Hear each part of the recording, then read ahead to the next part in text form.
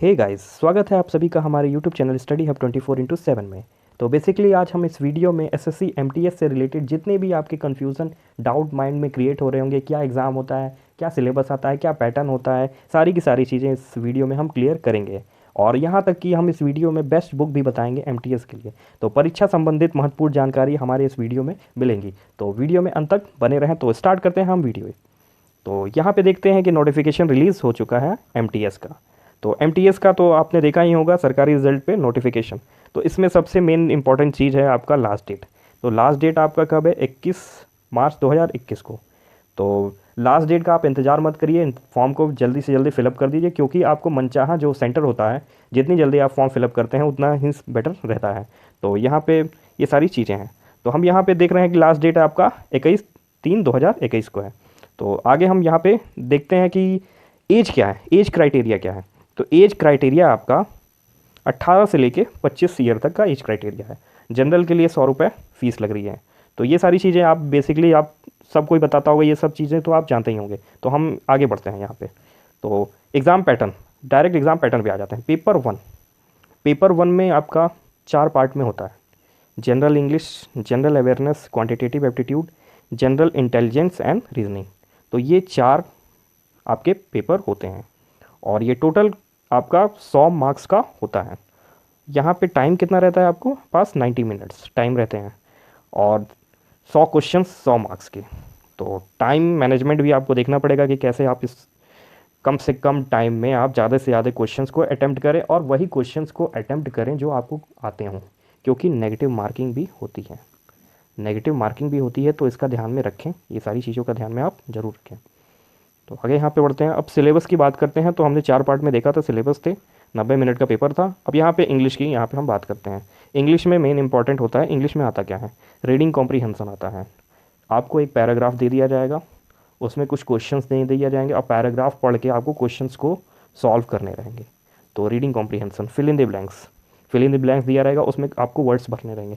Spellings, कुछ spellings दी रहेंगी, उसमें मिस्टेक। ईडियम्स एंड फ्रेजेस, जैसे कि पहेलियाँ होती हैं हिंदी में, वैसे ही ईडियम्स एंड फ्रेजेस इसमें रहता है। Synonyms and antonyms, word and meaning आप जानते होंगे छोटे पे। तो ये सारी चीज़ें, वन वर्ड सब्स्टिट्यूशन भी आप जानते होंगे। सेंटेंस करेक्शन, सेंटेंस आपका कोई भी एक सेंटेंस दे दिया जाएगा, गलत है कि सही, इसके बारे में आपका रहेगा। अब यहाँ पे आ जाते हैं एरर स्पॉटिंग।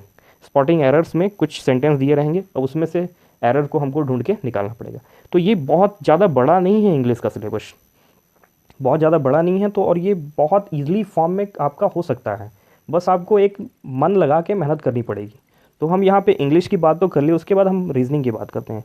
तो रीजनिंग का सिलेबस ये है: classification, analogy, coding, decoding, matrix, word formation, Venn diagram, blood relation, missing numbers, puzzles, direction, non verbal reasoning. ये सारी चीज़ें आपकी क्या आएंगी? रीजनिंग में आएंगी। ये है आपका रीजनिंग का सिलेबस।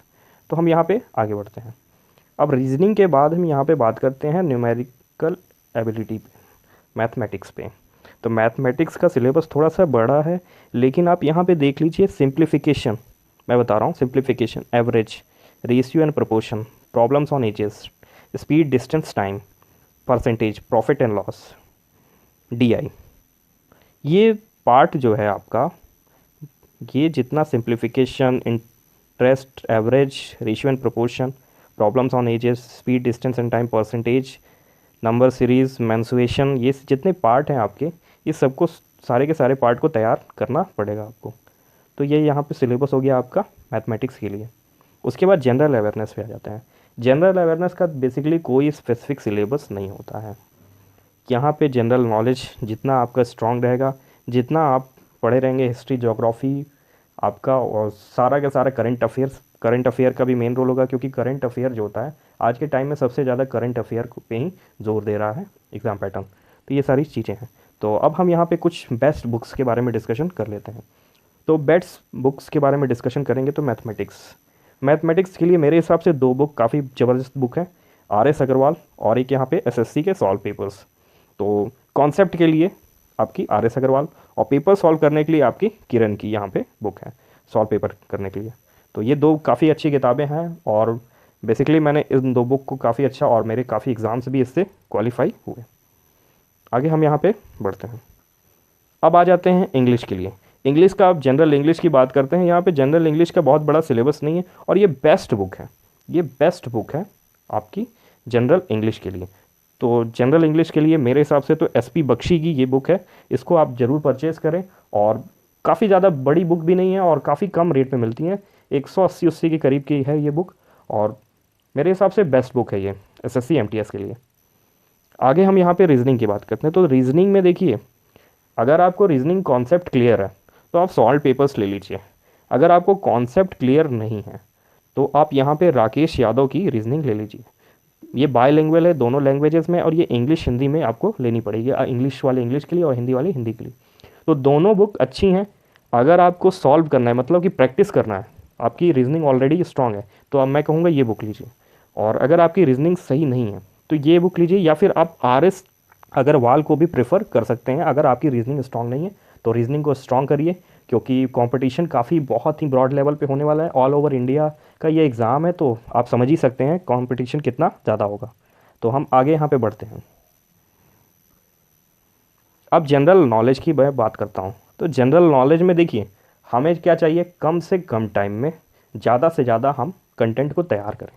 तो यहाँ पे ये देखिए, जनरल नॉलेज लूसेंट, ये सबसे पुरानी किताब है, हमेशा से चली आ रही है, सब प्रिफर करते हैं, तो मैं भी इसको प्रिफर करूँगा लूसेंट की जनरल नॉलेज के लिए। या फिर आप देख सकते हैं ये दिशा की पब्लिकेशन की जनरल स्टडीज़ आप देख सकते हैं।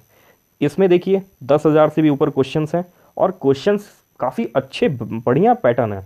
मैंने इस बुक को काफ़ी अच्छे से थॉरली पढ़ा है, मेरे को काफ़ी बेटर लगी ये बुक, और इससे मेरे को बेनिफिट भी हुआ पीसीएस यूसीएस के एग्ज़ाम देने में। तो ये आप भी बुक प्रेफर कर सकते हैं आप जनरल स्टडीज़ के लिए। अब यहाँ पे कुछ मैं टिप्स देना चाहूँगा। देखिए, टिप्स मेरी ये है, प्रैक्टिस सेट बहुत इंपॉर्टेंट है। आपको एग्ज़ाम या फिर क्वेश्चंस आते हैं चाहे नहीं आते हैं, आपको डेली एक प्रैक्टिस सेट लगाना चाहिए। डेली एक प्रैक्टिस सेट आप ज़रूर लगाइए, तो ये इससे आपको काफ़ी बेनिफिट मिलेगा। क्या, ताकि देखिए होता क्या है, 90 मिनट्स मिलते हैं, तो 90 मिनट मिलता है, तो 90 मिनट में होता क्या है कि आप प्रैक्टिस रहती नहीं है, आप लगाए जाते हैं, क्वेश्चंस लगाए जाते हैं, और अंत में एग्ज़ाम देने जाते हैं बिना प्रैक्टिस के। आपका फिर वही प्रॉब्लम हो जाता है, आप कहते हैं यार टाइम कम है, ये है वो है।